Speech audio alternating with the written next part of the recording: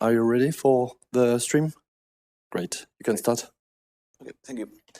Hi everyone. For those who don't know me, I'm Eduardo Antuña, and I am the project lead of DAVNOT.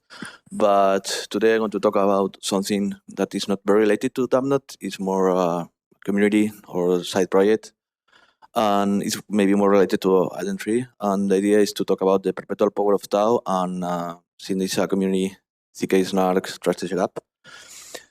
And for starting, I would like to talk about the power of DAO. This ceremony was started by the EthCC Foundation. It becomes very, very famous since some people get some Chernobyl ways to generate the random for the power of DAO. And in total, 87 participants took place in this ceremony. And the idea is to create this trusted setup for the circuit. So the idea of Perpetual Power of DAO comes from that. It's led by Barry Whitehat and Wei. And mainly the idea is to create a multi-party trusted setup.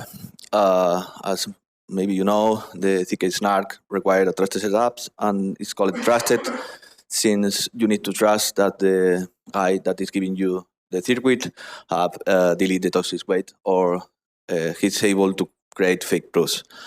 So mainly the idea that is behind this is to create a chain of trusted setups. So that means that if only one participant is honest, is enough to make all the chain trusted, and you can be sure that no one can create fake proofs. Mainly, this is how it looks like in a schema, and the idea is to create a kind of chain of trust at the beginning in the first phase, and this ceremony continues into perpetuity, so anyone can just ask for be member or participate in the ceremony and are more security and trustworthy to the network. And mainly the second idea is if you have a project and you want to use this trusted app for your circuit, you can take the last participation and create a new small chain for your project, and at the end deploy to production, and you can take advantage of all the contribution of all the network.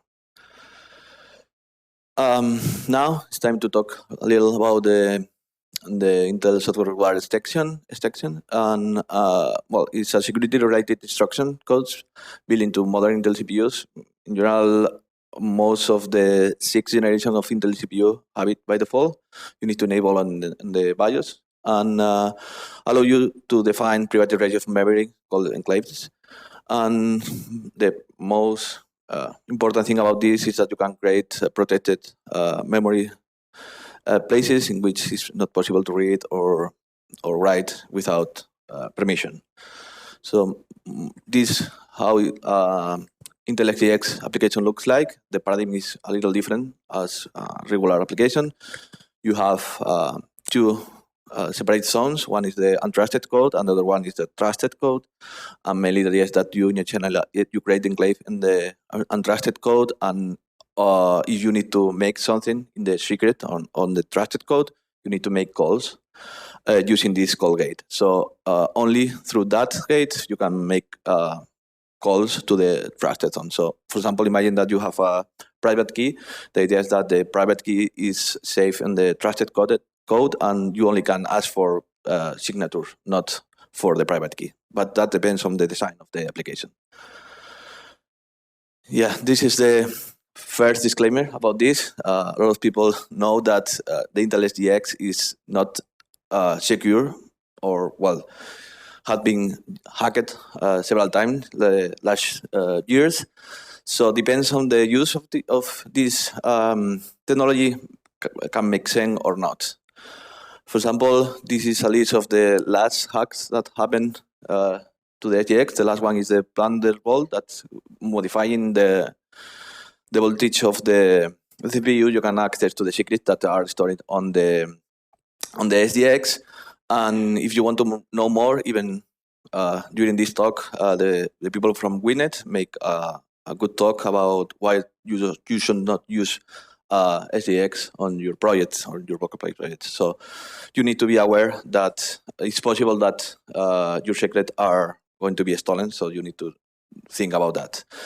But in some case, like this one, in which the security doesn't rely on the hardware, relies on the protocol. So it's not a big deal if you break one SGX because you are not able to break all the contribution, all the participants.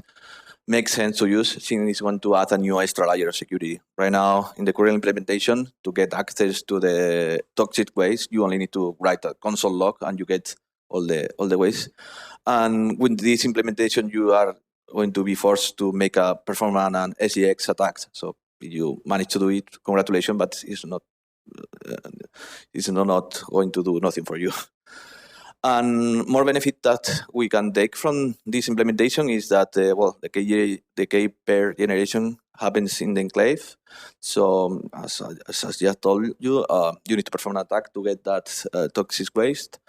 The SGX comes with a random generation, a hardware random generation that is much better than the software randoms.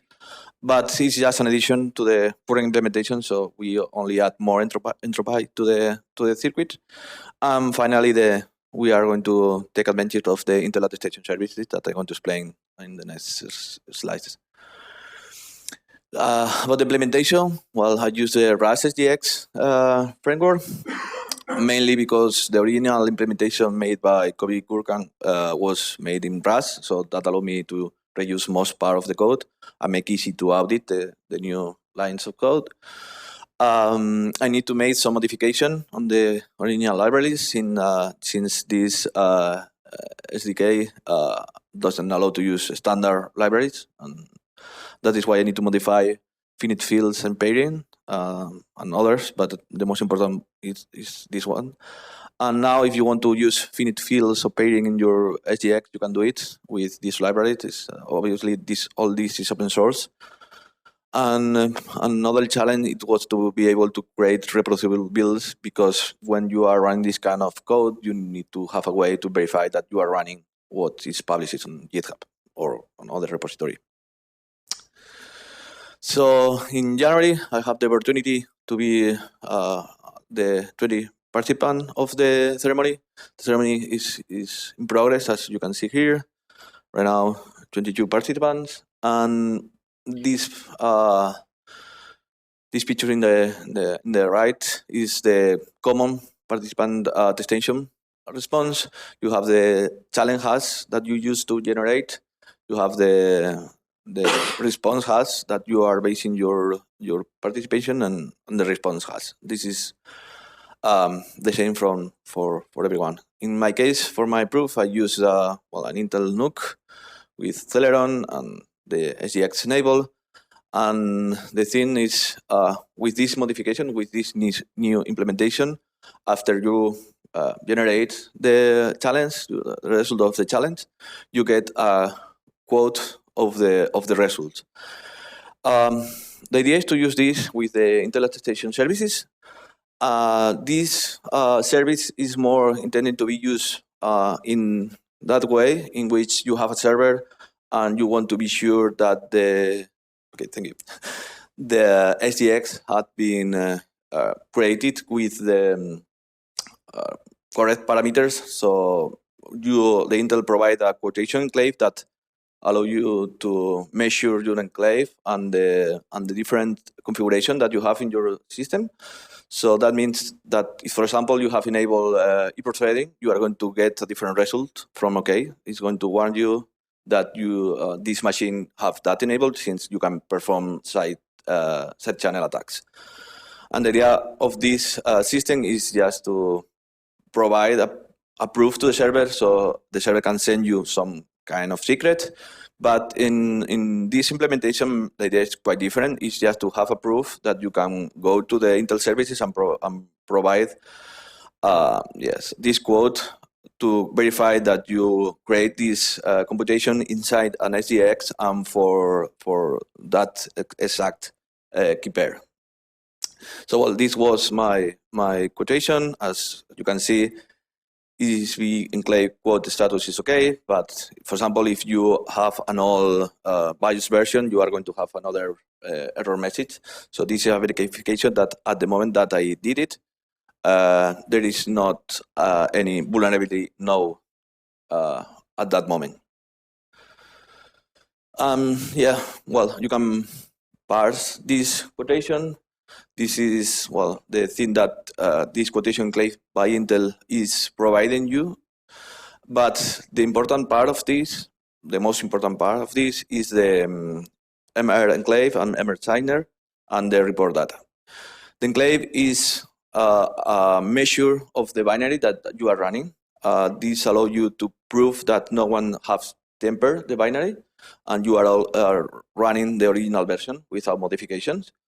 And that is very, very important. And the other one is the signer. I mean, mainly the idea is you get Intel certificate to be able to publish SGX application is to provide a filter for malware. And mainly is to sign your binaries with your public key that is related to your company or project.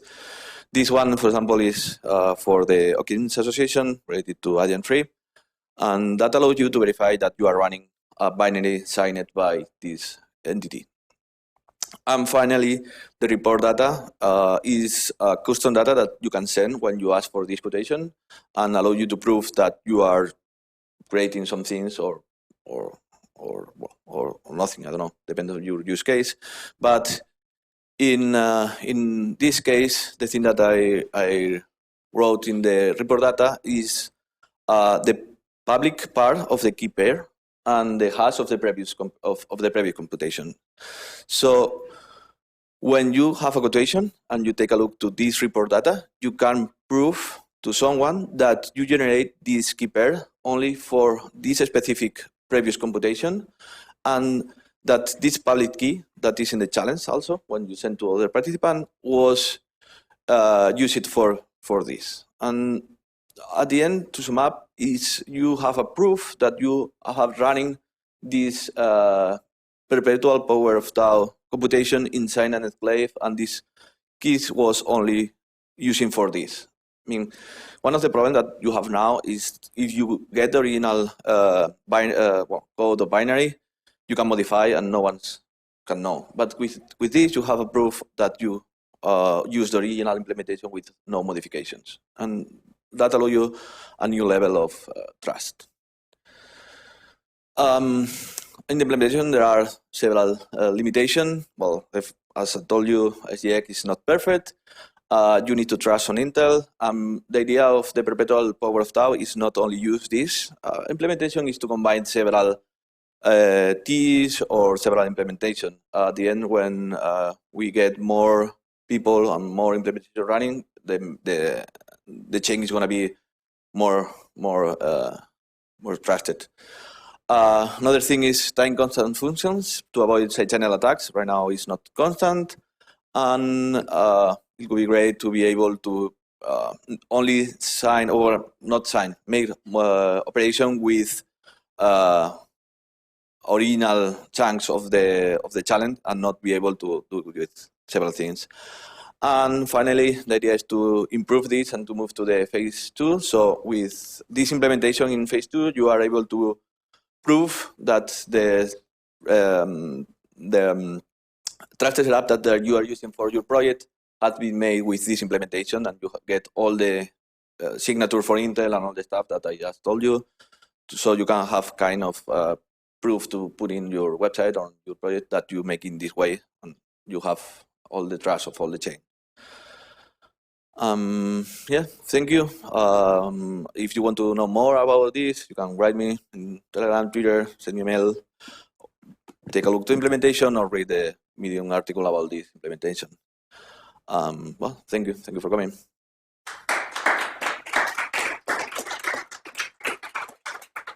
If anyone has a question, we have some time.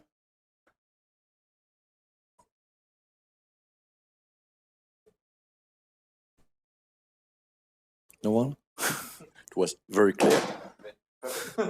Thank you very much. Thank you. Thank you, guys. We're just waiting for the next speaker.